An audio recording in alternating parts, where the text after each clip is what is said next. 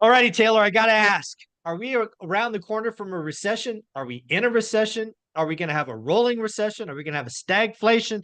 What the heck is going on in the US economy in 2024? What say you? Yeah, interesting. So this is the funny thing about economic cycles is they don't work perfectly. They don't repeat themselves. It is very hard to know where you are until you look in the rearview mirror, which is what makes investing so darn hard. Yep. Yeah, I think that the pressures that we're seeing right now are stagflationary pressures. And different data cut it different away. You can come up with a different result. Not to say anyone saying anything else is an idiot, but I think what we have right now are inflationary pressures picking up. And Yeah. I think we have an underlying workforce that, although the headline numbers look really, really strong, I think when you Yeah. start to peel them apart, they aren't quite as strong. Oh, dude, I second that second part. So last month, and again, we get our jobs number Friday, so this will be interesting. I think the last jobs report was 275, blowout number, beat by 20%. But if you scratch that headline number like once, it was actually an atrocious number. Yeah. It was Yeah. not good. Yeah, it's funny. Again, to scratching the number a little bit. One, the level of respondents that came pre-COVID to post-COVID has dropped off a map. So the way they do this non-farm payrolls, which is the number that the Fed looks at, which is the number that's like the all and mighty number. What they do is they call businesses and they Mhm. say what's going on. And so the number of respondents pre-COVID was at 60%. Post-COVID, it's at 40%.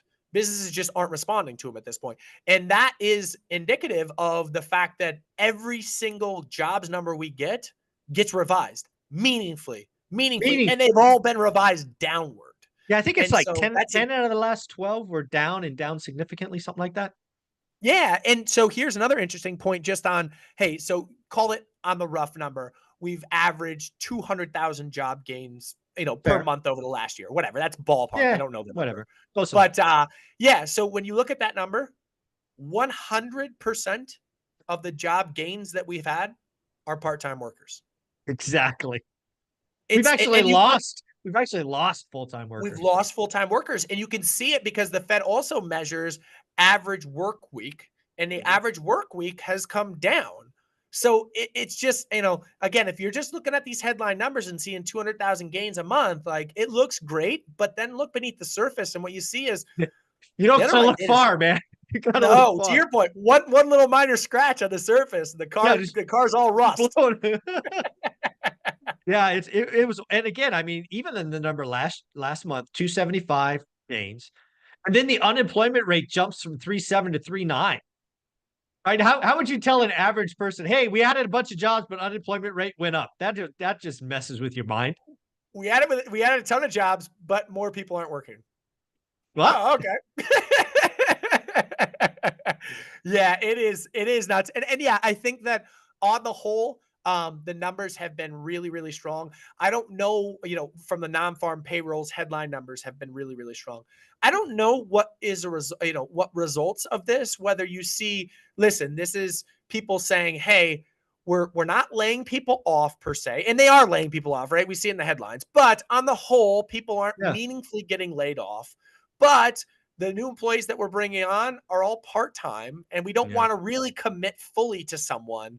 And are we just hoarding our old workers in the that's what's event that, happening. Yes. yeah, Yeah, I think that's exact because again, I was an executive and had to make these headcount rolls. I could tell you the first thing we would do is we'd whack open recs.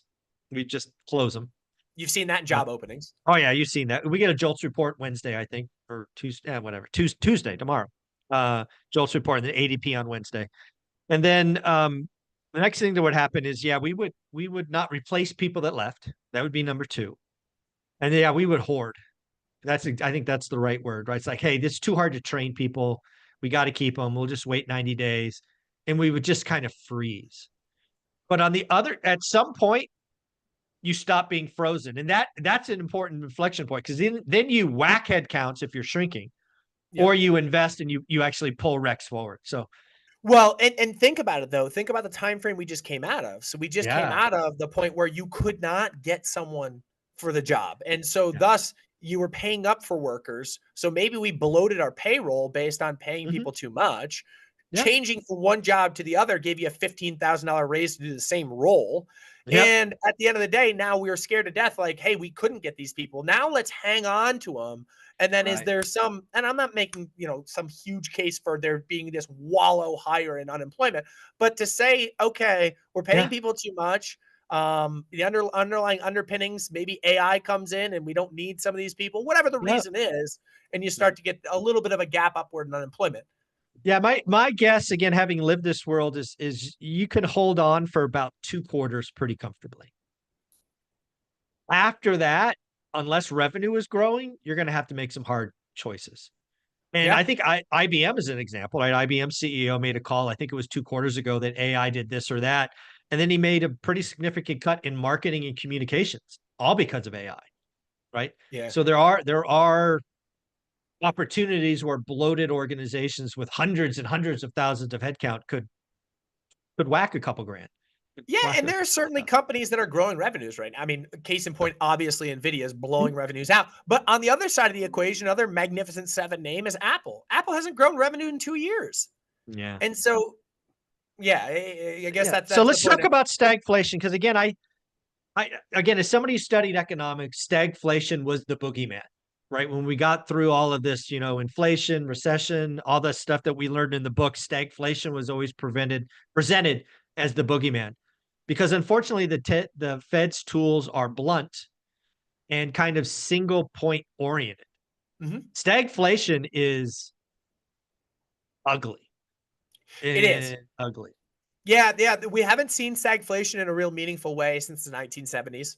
And that's why everyone kept comparing last year and continues to compare. Hey, look at the 1970s, look at the 1970s. But that's the real last point where we could say there was persistent high inflation and unemployment gapped higher. And so, with that, that's the last time frame you can look at. And stagflation is a tough market to invest through.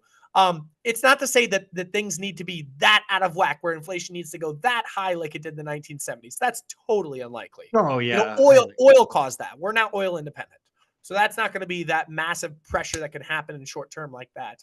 But at the end of the day, when you have inflation making things more expensive in the market, as you have a slowing of the economy where people get laid off, that's kind of a scary proposition. And so what do people do is like, we're already starting to see a little bit of what people do in those environments, and that's start putting things on plastic, Exactly. right? Yeah. You're Yeah. seeing a ballooning of ballooning might be exaggerated, but you're seeing an increased use of credit cards. And you're starting to see 90+ day delinquencies, which is the Yeah. scary delinquency, start Yep. to pick up. And it has been picking up over the past 18 months. Now, it comes from a low level because post COVID, when everyone got the stimulus checks, they paid down all their outstanding delinquencies. But the trajectory is not in a healthy direction. And the Not good. interesting thing is it doesn't correspond that well with the low unemployment rate. Yeah. Generally, if you have low unemployment, you don't have delinquencies picking up. But right now, you have simultaneously pretty darn low unemployment, sub 4%, which is, a couple times in a century that takes place, and you have Mhm. delinquencies picking up. Yeah. The other thing that we learned in economics was this thing called a rolling recession. And we really haven't had one. They often point at 1991 as the year we had a rolling recession. Part of me just doesn't want to see us go into stagflation because I know that just means years of chop and just yuck. But I do think a rolling recession is becoming more likely. And it's specifically because of real estate where I focus, right? Real estate went in hard. Yeah. And it was at depression level numbers. Yeah. Transactions fell 40%, this, that, the other thing. It's the most indexed to interest rates part of our economy. But I also think it's fair to say when you look at the numbers are getting better, right? Pending home sales were up 10% month on month. New home sales are coming. New homes creators know how to sell. They buy down rates to sub Correct. 6%. Correct. Um, so I'm starting to see signs that this theoretical rolling recession could play out, but maybe I'm too biased given my orientation. No, no, markets adapt. That's the reality of what we face. When something gets put in a bad situation, free markets react to it and they change their way of doing business to make it improve. And I think that you've seen that in spades. To your point, the builders are now buying down points in the mortgage because they know where the stress points are. And I totally agree with you on that front that we could just have this kind of chop market sideways. And I don't mean it in a bad way. I think you get a Yeah. washer machine type market out of this where maybe Yeah. technology had its recession in Maybe. 2023 or in Yeah. 2022, rather, right? When it fell off Yeah. a cliff, you said, Facebook was down what, 75%, 80%, something like that. And they Yeah. built in efficiency, the year of efficiencies, and they Mhm. changed their business model. And so there's certainly the case that that could be playing out. Yeah. Yeah. I think a rolling recession is feeling more likely. Again, I've always thought it was possible. I think about a year ago, I said it was a 5% chance. I think a rolling recession now is up to 30% as a possibility. And what is a rolling recession? It means we never get a negative quarter. That's what Yeah. it means. Uh, Yeah. But the thing that scares me is just, listen, I'm not in the camp that there could be no soft landing. I think that mm. the soft landing could absolutely take place. Oh, at The this thing that point, yeah, it's certainly possible. Yeah. the thing that scares me is just the market is acting like there's some sort of certainty that the soft Yeah, landing is it going to play certainly out. is. Yeah. Right? I mean, it's crazy. And the other thing that is like the number one recessionary indicator throughout history is an inverted yield curve. Yeah. We right now have the longest time of an Yeah. Has it been inversion over that's 2 ever years? taken place. Yeah, so it's I think you're right. I think it's been about 2 years now. So it's the longest time frame that we've ever seen an inversion of the yield curve take place without it righting itself or a correction or a recession ensuing or Yeah. starting rather. So that's a really kind of an inverted yield curve does not make sense. There's no way that you lend someone money for a short period of time and You get make more paid money. more. Yeah. Right, than landing on the a longer period of time. It doesn't make any sense. So, that yield curve needs to correct itself in one way, shape, or form. And historically, it comes via a recession. So I don't know. I'm not in the camp that listen, a recession's not going to take place. It's more Oh, of a 50-50 ball in they my eyes are than a certainly going to happen. The question is when. oh, correct. Yeah, yeah, yeah. The Fed can't fight off every recession. It No, just doesn't they happen. will happen. They will happen. Correct. And you'll live through multiple. The question is when's the next one? And it doesn't mean they need to be bloody like it was in 2008. 2008 was brutal. Yeah. Taylor, where can people find you? You put out daily 60-second content. I have no idea how you get so much in such a little time frame. Where is it? Oh, you're the man. Find us on Instagram and on TikTok. Our handle is at LifeGoal Investments. Thank you, buddy.